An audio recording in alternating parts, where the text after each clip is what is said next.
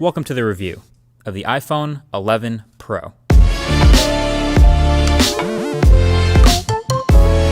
Right off the bat, I don't really agree with the names. I don't think there's enough Pro about these phones that could have been to warrant putting Pro in the name, but the names don't really matter. What does matter is these are the highest end phones that Apple makes right now in 2019. The truth is these are mostly pretty familiar phones to last year, which was also pretty familiar to the year before, but you already knew that. What's new is Apple's really focused on 4 major things for this new iPhone.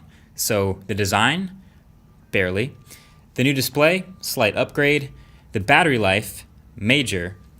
And these new cameras. So the design does grow on you, not gonna lie. We saw those renders and the models and nobody thought they were pretty, including me. But as usual, getting them in your hand and actually looking at them in person is a different thing, and it doesn't look horrible. I love the new matte finish. I think that helps a lot. The way it looks, the way it feels, even if it is technically a little bit slipperier than glossy, I will take a matte option in any phone every time. The camera square is the weird looking part. I'm just happy we got memes out of it. And it's funny, for whatever reason, the camera square looks indented, even though it's sticking out. It's all cut from one piece of glass, and it's kind of like this weird optical illusion, I guess. But this is the design that Apple's crafted for the iPhone 11 Pro. Camera bumps in a camera square. And yes, it rocks slightly when it's on a table. Apple does say that this is, quote, the toughest glass in any smartphone. I'm not gonna test that, but let's be real, glass is glass, so you definitely wanna protect it, or at least try not to drop it. It probably still will shatter. But the good news is it doesn't seem to scratch as much as the Pixel 3's matte black glass that this reminded me of. So the matte finish and the camera layout are the only really new things back here with the design. If it comes down to it, if you don't want to have to think about it anymore or just want to avoid any chance of fingerprints or scratches, you can grab a grip from our channel sponsor dbrand, and this matte black robot skin on it is actually a limited edition thing, so link below if you want to check that out. But around the front of the phone, it's going to look like almost exactly the same thing as last year. Same screen sizes and resolutions, same notch, same bezels. Literally, you could put it next to last year's phone, and you might have a hard time telling which one's which. This is the new one here. So this is what's actually different. Apple said they've improved Face ID to be up to 30% faster in the same space and work at a larger variety of angles. I can vouch for a tiny bit faster, and you'll only really notice this if they're side by side with the old phone, but you know what, I'll take that improvement anyway because it's for security, and that's better than nothing. But the variety of angles thing, I don't know about you, but when I read that, I was hoping that meant it could sit on a table in front of you and still read and unlock your face like it couldn't before. But it still doesn't do that, unfortunately. You still gotta do that lean onto whatever surface the phone is on to unlock it. So I've noticed, honestly, no improvement here in the angles. It's basically the same. Other than that, the buttons are very, very slightly lower on each phone. I don't know if anyone else has shown that, but that's true. I guess maybe it's a little easier to reach. And they've also upgraded the water resistance a bit, still IP68 certified. And this phone is very slightly thicker and heavier. I didn't really notice the thickness, but I did notice the weight, especially in the Pro Max. This big phone is 20 grams heavier than last year, and I could tell it's a bit of a chunker. But you know what?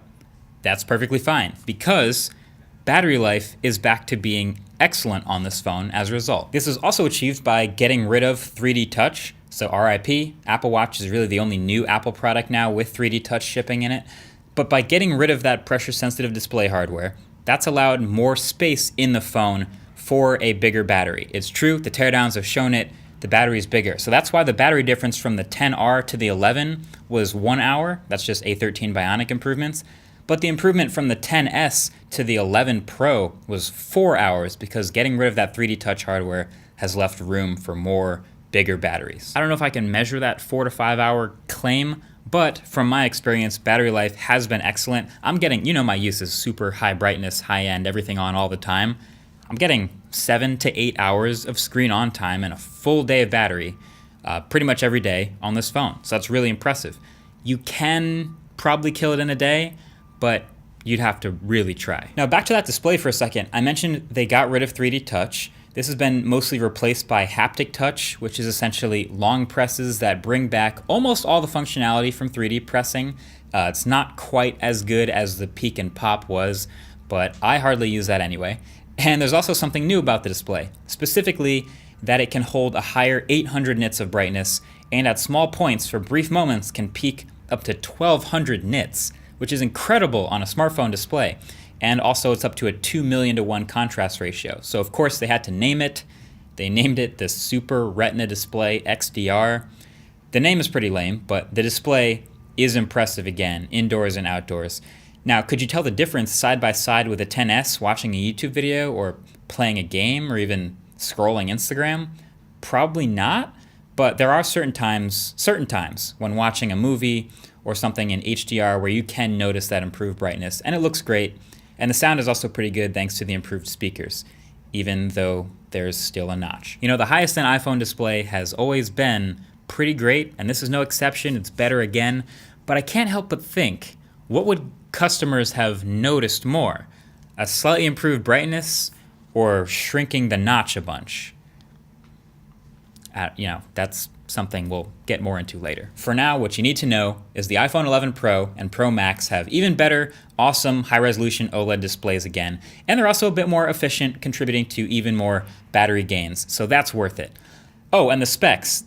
They almost don't matter on an iPhone review, but since people are always curious, it is the new A13 Bionic chip this year, which is excellent, and 4 gigs of RAM in these Pro phones, according to Geekbench. It's still extremely fast, as any new phone should be.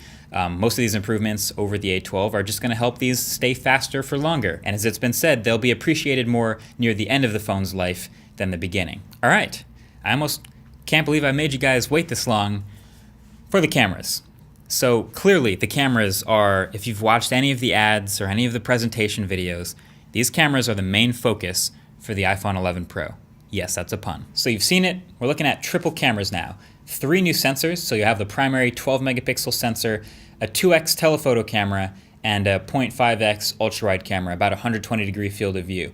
And it's true, the iPhone 11's cameras are a big improvement over the XS. In broad daylight, I would go as far as saying this has been an A+ camera, often taking the best, sharpest, and cleanest photos I've seen a smartphone take. Colors are great, they're realistic, so not too overprocessed. Dynamic range is excellent, and of course, with subjects, their tonal mapping is next level. It's really good, which helps it, of course, in tougher shooting scenarios where it's improved a lot over the XS. So the typical iPhone 11 Pro photo is, I think, the closest to what the human eye sees of any smartphone camera, and I'm including the Pixel in that, which tends to be a little contrastier, a little more dramatic. But then, of course, the ultra-wide camera. Finally, I've been waiting for this. I've been waiting to see what an iPhone ultra-wide camera would look like. LG done it, Samsung did it, Motorola did it, Asus did it, OnePlus did it, Huawei did it. Everyone had already done an ultra-wide. We just wanted to see basically what Google and Apple would do with their new cameras. So we finally have an iPhone ultra-wide. And it's fine. It's pretty good. It's actually really fun. The main advantage should be consistency with the other lenses.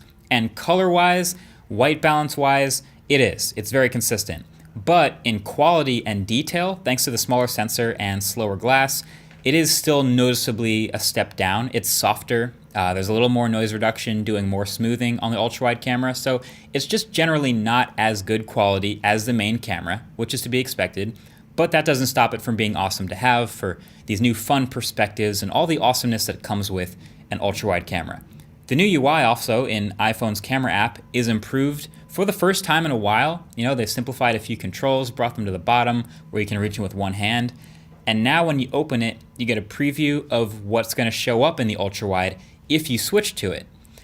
But I don't really want that there. I think it's kind of cool that it shows what you could see, but when I just want to take a normal photo, it's kind of distracting. It lags behind a little the actual framing, and it's not perfectly aligned all the time, so I want to turn it off, but I can't. It will fade out automatically when it detects that you're taking a photo of a close-up subject, since I guess it recognizes that ultra-wides are more for landscapes or far-away subjects, and then it'll come back automatically when you put that close subject away, but yeah, I want to be able to just shut it completely off. There's also now, finally, a dedicated night mode, which turns on automatically when it thinks it's dark enough, but sometimes it's kind of dim and it doesn't turn on when you want it to, but there's no way to manually turn on night mode, which isn't very pro, but okay. But when you do get it turned on, the UI is excellent. It gives you exposure equivalence so you can turn up or down live, and it will go for way longer times if it detects you're on a tripod or stabilized. And then you can see the picture sort of brighten up as it's being taken, almost like it's exposing the frame in real time, which is pretty sick.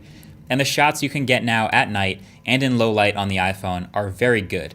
There's no clear overall winner, I think, for best night mode right now, in my opinion. They all sort of do it a different way. Here's my take. Night mode is good enough that I wish I could turn it on more often. I think the natural, curious comparison here is with Pixel's night sight. The Pixel definitely tends to brighten up photos more and bring shadows up, bring highlights up. It's more of like a nighttime to daytime transformation sort of situation happening there with Pixel, where the iPhone is a bit more true to life. And then it's also taking what I think are the most detailed, sharpest low light photos of any smartphone, even more so than the Pixel. But in dim light, it doesn't turn on very much, and there is no night mode in the ultra-wide camera. So really, it's a great start, but no doubt it can get better over time. I think this will make a really good blind smartphone camera test. If we do like a separate bracket specifically for phones that have a dedicated night mode now, which is a lot of them, I think that could be really good. But just in general, I am really happy that there's this new focus on smartphone cameras. I feel like the last year of presentations of smartphones have had more time spent on the camera than any other feature, and they're all just fighting against each other to try to make the best possible camera to put in our pockets, and we win from that. The iPhone 11 Pro still does the best video of any smartphone. That's still pretty clear to me. And they're also making it easier now in the UI to just quickly start taking a video. So if you see something you like, you open the camera up and just hold down the shutter button and it just starts recording. So just like Instagram or Snapchat, and if you want to lock it into video recording, you just drag it over to the right and it's hands-free. You're taking a video. But yeah, in the photo front, their competition is pretty stiff and it's coming from all different directions. We're about to get Pixel 4. We just had the new Huawei Mate 30 Pro come out. OnePlus 7T is right around the corner. You can count on that stuff. And then I just want to touch on iOS 13 for a second. So I've been using it in beta on my iPhone XS Max before this came out. So I've already used the things you get again here, like dark mode and the long presses and quick settings and stuff like that. It's great. A bunch of little tweaks here and there, but I gotta say, it has been kind of buggy. I've had some weird issues with lock screen controls just not showing up sometimes. Sometimes the camera app just freezes altogether until I close it. And then I've had some other weird app issues with like the Tesla app and Instagram app, but now those are fixed. So yeah, I should definitely mention that. Hopefully iOS 13.1 and future software updates will iron a lot of this stuff out. Otherwise, it's iOS as you'd expect it. Also, for those wondering, the U1 chip in these new phones, which should again basically give you ultra-wideband signal for referential locating of other U1 enabled devices and should improve AirDrop.